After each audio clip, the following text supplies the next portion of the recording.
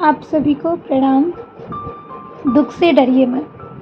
मनुष्य जीवन मिला है तो शायद इसीलिए मिला है। हम भारतीय संस्कृति में रहते हैं, भारतीय संस्कृति में शास्त्रों पे विश्वास करते हैं।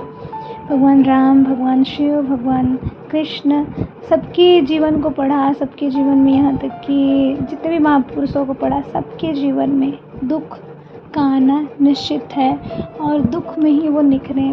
या फिर हम अपने देश के बारे में, किसी भी सैनिक के बारे में सोचे, या फिर कोई भी ऐसी महान नारी, गार्गी हुई, झांसी की रानी हुई, डॉक्टर भीमराव अम्बेडकर हुए, किस तरह से उन्होंने शिक्षा ग्रहण की।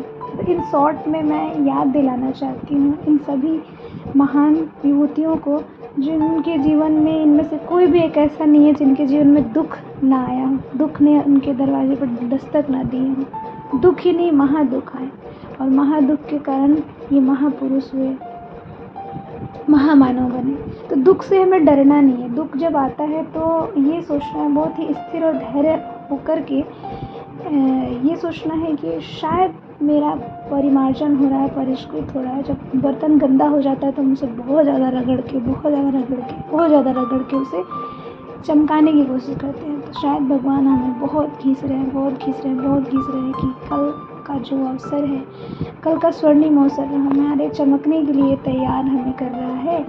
तो यही सोच के खुशी से स्वीकार करें कि परमात्मा की बहुत कृपा है कि हमारे जीवन में दुख है।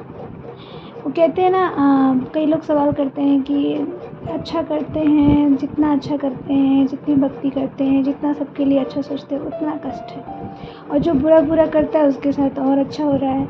तो उसके पीछे का साइंस ये है कि इन शॉर्ट में बता रही हूँ कि उसके पीछे का साइंस ये है कि हम कहते हैं कि पाप का घड़ा भरता, कहते हैं कि जो खाते में जितना है ना, पहले हमने बहुत अच्छा किया है, तो वो वाला जो है वो अभी धीरे करके क्या हो रहा है, पुण्य बचा हुआ है। जब भी आपके बैंक बैलेंस में, जब तक बैलेंस रहेगा आपके बैंक में, तब तक आप उससे जितना मर्जी उतना शॉपिंग कर सकते हैं, है ना।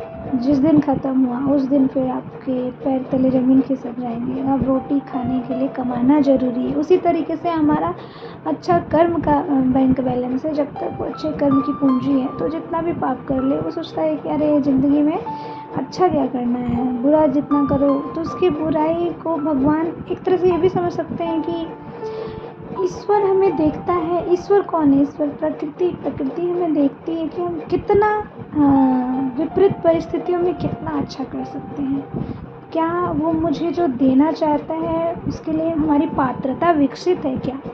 कहीं से लीक नहीं होगा क्या? गिरेगा नहीं क्या? क्योंकि अगर आप कहीं जल लेने जाएं, पानी भरने जाएं, घी लेने जाएं, दूध लेने जाएं, तो उसके लिए पात्र होना चाहिए। अगर पात्र में कहीं छेद हो, लीक करे कहीं से, तो सारा घी, सारा दूध, सारा जल गिर जाएगा, बर्बाद हो जाएगा। उसी तरीके से ईश्वर, प्रकृति हमें अगर कुछ देना चाहता है, हमें जो उद्देश्यपूर्ण जीवन के साथ इस धरातल पे भेजा गया है, और वो उद्देश्य पूरा करने की क्या हमारी पात्रता है? अगर हमारी पात्रता है, नहीं है, कैसे ये जानेंगे? तो परमात्मा हमें ठोक के बीच में कुछ दुख दे करके, परेशानियां दे करके हमें चेक करता है, चारों तरफ से पीट के, ठोक के, कि कहीं लीकेज तो नहीं है। ये जो कहता है कि हम आपका काम करेंगे, हम समाज सेवा करेंगे, तो कहाँ से लीक है? तो अगर जब तक विश्वास नहीं होता, तब तक आपको जितने आप सहते हो उतना आपके जीवन में। तो इसका जवाब मेरे अनुभव से यही है कि दुखी क्यों हैं जितना अच्छा करते हैं। तो जितना अच्छा करते हैं उसके लिए दुख इसलिए है कि आप कितना अच्छा करते हैं, आपको देखा जा रहा है। क्योंकि समझदार व्यक्ति को ही समझाया जाता है। जिम्मेदार पर्सन को ही, घर में जो जिम्मेदारी उठाने के लायक होते हैं, उसी बेटे को माँ बाप सुनाते हैं, उसी बेटी को माँ बाप सुनाते हैं। जो एकदम से लवारिस है, उसको कोई नहीं बोलता कि ये तो सुनेगा ही नहीं, ये तो बस ऐसा है। तो पात्रता जिसके पास है, उसी को काम और जिम्मेदारी सौंपी जाती है। तो समझिए कि जीवन में दुख आया है तो हमारी पात्रता विकसित हो रही है। भगवान की कृपा है हम पे। और जो लोग सिर्फ गलत कर रहे हैं और खुश हैं कि भगवान कुछ नहीं होते हैं, खाओ पियो ऐश करो, सताओ लोगों को, क्योंकि हम जितना ये सब करते हैं बढ़ रहा है, तो समझिए कि कितने मूर्ख हैं, कितने नादान हैं। उनके लिए करुणा, सिर्फ करुणा, कोई जेलसी नहीं। उनके लिए करुणा कि भगवान की कृपा इन पे कब होगी हे ईश्वर, इन पे भी कृपा करें, इनको भी सद्बुद्धि। बस इतना कहते हुए जीवन में आगे बढ़ना है। तो दुख से डरिए मत। एकमात्र सुख की आकांक्षा रखने वाले और दुख क्लेशों से भयभीत होने वाले न केवल स्वार्थी ही होते हैं अपितु कायर भी होते हैं। कायरता मनुष्य जीवन का कलंक है। जो संघर्षों, मुसीबतों तथा आपत्तियों से डरता है, उनके आने पर निराश अथवा निरुत्साहित हो जाता है, वह और कोई बड़ा काम कर सकना तो दूर, साधारण मनुष्यों की तरह साधारण जीवन यापन भी नहीं कर सकता। संसार में न तो आज तक ऐसा कोई मनुष्य हुआ है और न आगे ही होगा जिसके जीवन में सदा प्रसन्नता की परिस्थितियां ही बनी रहे। उसे कभी दुख क्लेश के तप्त झोंके न सहन करने पड़े हों। राजा से लेकर रंक तक और बलवान से लेकर निर्बल तक प्रत्येक प्राणी को अपनी अपनी स्थिति में अपनी तरह के दुख क्लेश उठाने ही पड़ते हैं। कभी शारीरिक कष्ट, कभी मानसिक क्लेश, कभी सामाजिक कठिनाई, कभी आर्थिक अभाव, तो कभी आध्यात्मिक अंधकार मनुष्य को सताते ही रहते हैं। यहाँ ये कहा जा रहा है कि जो जिस परिस्थिति में रहता है ना, जो जिस जगह पे रहता है, जहाँ उसके उस रिलेशन में, उसके उस कैटेगरी में, उस लेवल तक उसको दुख मिलते ही मिलते हैं, चाहे वो शारीरिक हो, मानसिक हो, आध्यात्मिक हो, सामाजिक हो, आर्थिक हो, कोई किसी भी तरह का हो। सदा सर्वदा कोई भी व्यक्ति कष्ट एवं कठिनाइयों से सर्वथा मुक्त नहीं रह सकता। तब ऐसी अनिवार्य अवस्था में किसी प्रकार की कठिनाई आ जाने पर निराश, चिंतित अथवा क्षुब्ध उठना इस बात का प्रमाण है कि हम संसार के शाश्वत नियमों से सामंजस्य स्थापित नहीं करना चाहते। हम असामान्यता के प्रति हठी अथवा दुराग्रही बने रहना चाहते हैं।